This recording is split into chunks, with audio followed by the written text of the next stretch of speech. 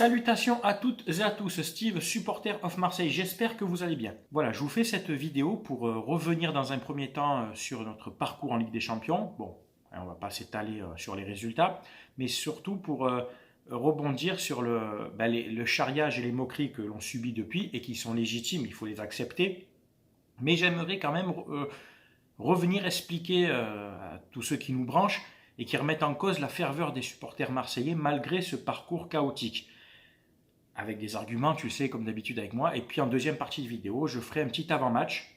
Je ne le fais pas souvent, hein, là je profite de la vidéo. Du choc d'aujourd'hui à 17h, OM Monaco. J'expliquerai moi mon plan de jeu, hein, modestement. Hein, je ne suis pas entraîneur, tu le sais, pareil avec quelques idées. Et puis voilà, on sera toujours ouvert au débat. Allez, c'est parti. Je te fais la vidéo avec un thé parce que j'adore ça. Alors, le parcours de l'OM cette année en Ligue des Champions, c'est simple, hein, c'est 5 défaites, une victoire contre l'Olympiakos, l'équipe qui était en théorie la plus faible du groupe. On les a battus très péniblement. Pour moi, là où ça s'est joué, c'est vraiment ce premier match là-bas en Grèce, où on aurait pu gagner, ou au moins tirer au minimum ce match nul. Alors, il y a cette action de Benedetto, tu sais, qui face au gardien ne fait malheureusement pas le bon geste, contrairement à ce qu'on a pu voir à Nîmes, tu vois. Bon, tant pis, c'est fait, c'est fait. On a pris des roustes, hein, 3 fois 3-0. On a mis que 2 buts sur penalty. C'est vraiment pas une Ligue des Champions, comment te dire, par rapport à celle où on fait 0 points en 2013-2014, j'ai préféré, entre guillemets, notre parcours, non, on est éliminé, mais notre jeu, j'ai préféré notre équipe de 2013-2014 qui, dans le jeu, marquait des buts, qui a été dangereuse. Ou certains matchs, vraiment, le premier contre Arsenal, on doit le gagner ce match. On le perd 2-1, on a une quantité d'occasions que l'on rate. Bon, après, c'est l'expérience, tu vois, l'expérience Ligue des Champions. Il y avait beaucoup de joueurs qui étaient arrivés dans ce mercato 2013-2014 qui n'avaient jamais joué avec des champions. Bon, on avait misé sur des jeunes, le fameux projet Dortmund, avec Mendy, Thauvin, Lemina, Imbula, tu vois, tous ces joueurs qui, bon, finalement, ont réussi plus tard, mais pas cette année-là. On avait eu aussi Payet, première année de Payet à l'OM. Bon, ça s'est pas bien passé, c'est comme ça. Mais dans le jeu, l'OM a été pour moi meilleur en 2013-2014. Et puis les adversaires étaient de meilleure facture. Arsenal, Dortmund, le Napoli. Je dis pas, bien entendu, il y avait moyen de prendre 3, 4 points sur l'ensemble de tous ces matchs. Bon, Dortmund était vraiment très fort. Arsenal, c'était prenable, hein, que ce soit à l'aller ou au retour. Et puis le Napoli, à Naples, il me semble qu'à un moment, si je dis pas de bêtises, on mène 2-1, tu me reprendras, ou on égalise à 2-2. Enfin, mais il me semble que peut-être on mène 2-1 là-bas. Et c'est vraiment dommage.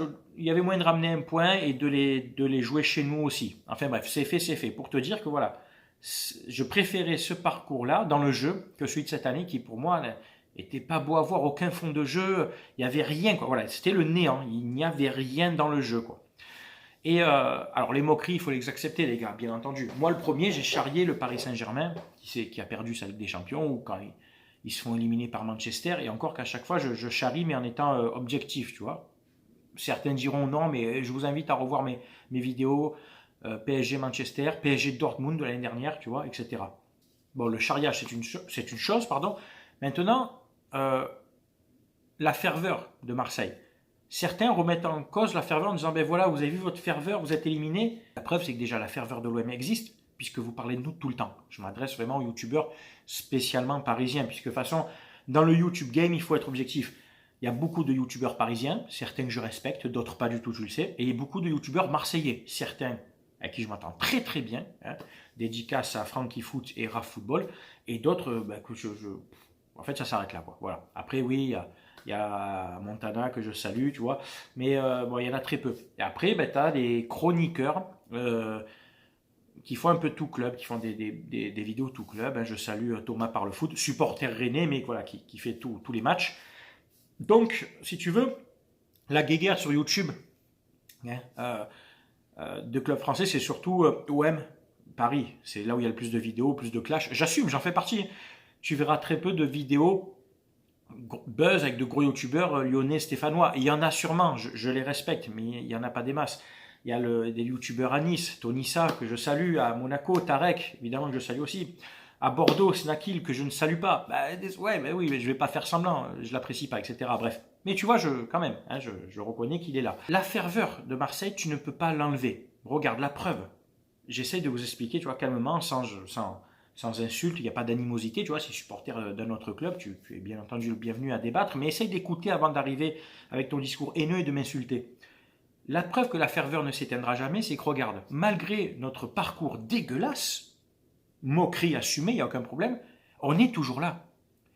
La team OM, que ce soit hors ou sur les réseaux sociaux, est toujours là, avec notre grande gueule, notre chauvinisme, tout ce que tu veux. Des fois, hein, on n'est pas objectif, etc. Moi, je reconnais que des fois, peut-être, je ne le suis pas. J'essaye de l'être de plus en plus avec l'âge.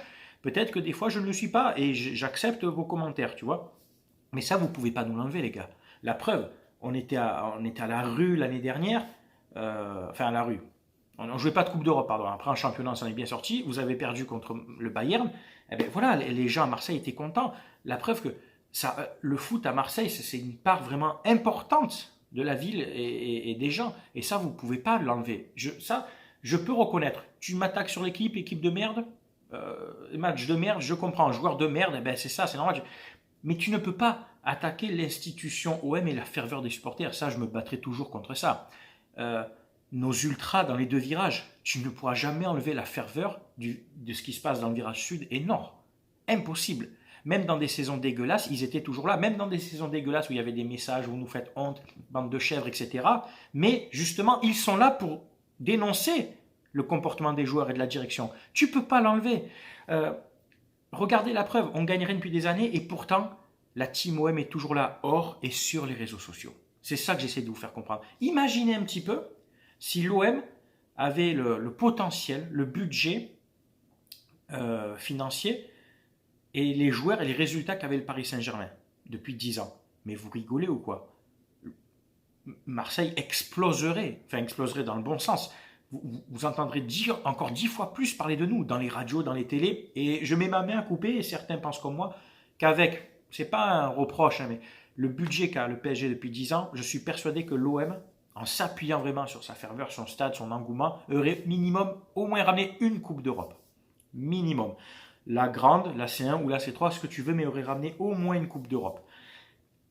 C'est comme ça, tu ne pourras jamais l'enlever. Voilà, toi, supporter de notre club qui pointe du doigt en disant ouais, votre pseudo-ferveur, ça, je suis désolé, je vais contre ça. J'ai des arguments, tu ne m'en présentes pas.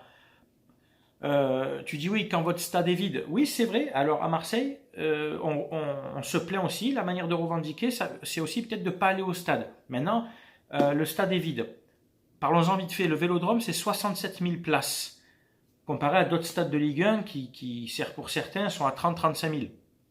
J'enlève le Parc des Princes et le Parc OL des Lumières, Stadium, etc., qui lui est jamais plein sauf 2 matchs par an contre Marseille et contre Saint-Etienne. Et après, Olas, il va te déclarer à la Ligue 45 000 places alors qu'ils sont 12 000 dans le stade. Et j'ai des photos pour prouver ça, il n'y a aucun problème. Bref, et tout le monde le sait de toute façon.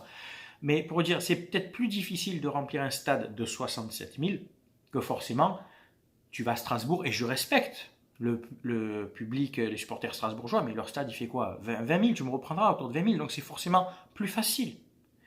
Mais le stade de l'OM à Strasbourg, c'est pas dit qu'il soit plein. Mais le stade de Strasbourg à l'OM, tous les matchs, tu refuses 20 000 places. Essayez de le comprendre, ça. On est à Marseille, on baigne dans ce monde du foot, tous depuis tout petit, Marseillais, ou les villes autour, toute la région, le bassin des Bouches-du-Rhône, quoi. Ça part du 13, ça monte un peu dans le 84, frontière 83, ça va même jusque dans le Gard. Tu pourras jamais l'enlever. Voilà, c'est ça que j'essaie de vous faire comprendre. Ne pointez pas la ferveur des Marseillais quand vous-même, indirectement, vous en parlez en disant ouais, ils sont toujours là, nous charrier la preuve, on est toujours là. Voilà. On parle toujours de vous, ben oui, on est toujours là. Je suis toujours là, d'autres youtubeurs sont là, les ultras en virage sont là, les gens qui ne vont pas forcément en virage, mais qui vont gagner, Jean Bouin, sont abonnés, sont toujours là et seront toujours là. Voilà, que ça vous plaise ou pas, Marseille, je le maintiens, est la ville de foot en France, numéro 1. Il y a eu ce classement France Football que j'ai entendu vite fait dans une radio, je crois que c'était sur Radio France Provence, j'en parlais vite fait, où Marseille était 4e. Derrière, Lens, Saint-Etienne et Lyon. Oh, non mais attends, non, mais je suis obligé de rigoler. Allez, Saint-Etienne, je peux comprendre. Gros public, grosse ferveur, et aussi avec les saisons dégueulasses qu'ils font, leur stade est souvent plein. Après, je ne connais pas Saint-Etienne, c'est dans la ville même, hein, si ça parle de foot beaucoup, mais les Stéphanois, c'est une ville populaire aussi, c'est un peu comme Marseille, ils ont un peu que ça aussi, tu vois. Enfin, nous, on a autre chose aussi hein, à Marseille que le foot. Hein. Je dis, il y a la mer, il y a plein d'autres choses, mais hein, il y a la culture marseillaise, tout ce que tu veux, gastronomique et tout, touristique, que tu le veuilles ou pas, mais bon, à Saint-Etienne, c'est surtout le foot quoi aussi. Donc je peux comprendre, allez, ça se jauge avec Saint-Etienne. Lens, je peux comprendre aussi, même si euh, pour moi je pense qu'on est légèrement au-dessus au niveau de la ville. Vraiment, le stade Bollard est plein, l'ambiance est magnifique, mais la ville en elle-même, ça respire plus le foot à Marseille qu'à Lens, je pense. Par contre, Lyon, c'est pas possible. C'était quoi les critères? Les critères, ils ont pris des critères genre équipe de foot féminine. C'est pas du. Je suis pas masochiste, tout ce que tu veux, mais qu'est-ce qu'on s'en bat les couilles? Dans ces cas-là, tu vas prendre une équipe en Europe, pas en France, hein, je connais même pas, tu vois, je m'y intéresse pas, qui est une équipe féminine au top, qui tourne chaque saison. Je crois qu'il y en a en Suède, au Danemark, enfin bref, je sais plus quelle équipe, ou en Allemagne, bref. Est-ce que ça fait de eux une ville de foot? Non, faut arrêter de tout mélanger. Lyon devant Marseille, au classement des villes de foot. Ah, mais sans déconner. Supporters lyonnais le prenaient pas mal, mais je crois qu'hormis Lyon, où est-ce qu'il y a des supporters lyonnais en France? Je suis désolé, mais c'est à même Lyon et encore, hein, pas tout le monde qui supporte Lyon à Lyon en plus. Bref, allez, c'est un autre débat ça.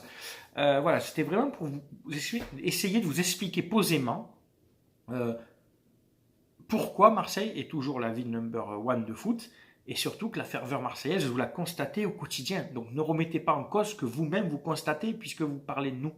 Et vous dites, ouais, on est toujours là. Ben voilà, vous avez la réponse à votre affirmation. En fait, vous avez une contre-affirmation. Bref. Alors, l'avant-match maintenant. Marseille-Monaco pour la 14e journée de Ligue 1, si je ne dis pas de bêtises. Bon, alors on est privé de Radonic, toujours blessé. Bon, on peut faire sans, malgré que j'ai toujours envie de donner une chance à ce joueur. On est privé de Payet, qui est suspendu. Là, c'est emmerdant parce que tu vois, depuis 2-3 matchs, il revient très bien. C'est vraiment dommage, il était dans une bonne dynamique. Et puis, on est surtout privé de Amavi en tant qu'arrière gauche. Et on a bien vu que Nagatomo n'apporte pas de garantie et de sécurité à ce poste-là, que ce soit défensivement ou offensivement. Donc voilà comment je jouerai contre cette équipe de Monaco qui, offensivement, eux, ont de gros arguments. Golovin, Ben Yedder, et j'en passe. Enfin voilà, hein, je ne connais pas tout l'effectif de Monaco, mais voilà, c'est dangereux, ça joue au ballon, ça marque des buts. Eh bien c'est simple, pour pouvoir, donc on va mettre Nagatomo à gauche, hein, Sakai va être à droite, pour soulager un petit peu Nagatomo, lui permettre de monter un peu plus et couvrir hein, son couloir et le soulager. Contre Monaco, je prendrai une défense à 3, tout simplement. Alvaro, Kaletakar et Balerdi. Alors plutôt Balerdi en libéraux, Kaletakar à gauche et Alvaro à droite. Balerdi qui pour moi a une meilleure relance qu'Alvaro, donc il peut jouer aisément dans ce poste de libéraux, il est plus rapide et il est meilleur dans le jeu aérien. Ce qui permettrait, dans le cas où Nagatomo monte, Kaletakar coulis sur la gauche et couvre un peu. De l'autre côté, pareil, Sakai monte, c'est Alvaro, tu vois, qui se décale un petit peu sur la droite et qui couvre. Camara étant en 6, va descendre et va s'intercaler entre deux défenseurs centraux. Et donc tu passes à une défense à 4 très très rapidement en cas de contre-attaque. Tu me suis? Voilà, après la compo, donc je mettrai Camara en 6 avec Gay et Rongier devant lui. Et puis après, donc là, on serait un milieu à 3, une défense à 3 plus les deux ailiers, donc un 3-5-2. Voilà, donc comme il n'y a pas Payet, eh ben, je joue directement avec devant Benedetto et Thauvin. Voilà, Thauvin qui tourne un peu autour de Benedetto, ou Cuisance. Thauvin ou Cuisance, voilà. Et Benedetto devant. Un espèce de 5-3-2 ou 3-5-2 comme tu veux, selon. Hein, bon, tu as compris, défense à 3 contre Monaco pour permettre à Nagatomo de jouer un peu plus librement, de pouvoir monter, apporter ce surplus offensif dans le couloir. Les centres, on l'a très peu vu centrer, Nagatomo. Sakai, on sait que les centres, c'est pas ça. Avoir ce milieu assez solide avec Camara, Gay, que j'aime beaucoup, qui a cette capacité à jouer très vite vers l'avant, et Rongier, qui en ce moment revient bien aussi, qui récupère beaucoup de ballons, et qui pourra, dans l'entrejeu, distiller aussi de bons ballons et se porter peut-être un peu plus vers l'avant ou soulager en restant avec Camara un peu plus derrière si Gay monte. Tu vois, c'est ou l'un ou l'autre. Gay redescend avec Camara, c'est Rongier qui monte, etc. Rongier ou Sanson, bien sûr. Alors, en sachant qu'il n'y a pas Payet, peut-être que dans ce cas-là, même si vous savez que je ne suis pas un grand fan de Sanson, Sanson aura plus sa place que Rongier, dans le sens où il se porte plus vers l'avant, il va plus porter le ballon. C'est plus voilà, le chien fou qui va courir partout. Et quand même, malgré ce que je dis, il marque plus de buts que Rongier. Voilà, puisque Rongier, c'est pas possible, hein, même dans les 18 mètres, il n'arrive pas. Donc, allez, je me reprends plutôt un Camara, Gay, Sanson. Voilà, avec Benedetto Thauvin ou Benedetto Cuisance. Voilà, c'est mon point de vue. Bien sûr, tu peux débattre et donner ton avis sur cette vidéo. Voilà, c'est tout. Désolé si c'était un peu long. Bon, je me suis un peu attardé, j'ai un peu traîné sur la première partie de la vidéo. J'espère que ça a été intéressant pour vous, que ça vous a plu. Voilà, c'était Steve, supporter of Marseille. Je vous souhaite de passer une bonne journée, bon match, hein, et allez l'OM. Ciao, ciao tout le monde, à bientôt.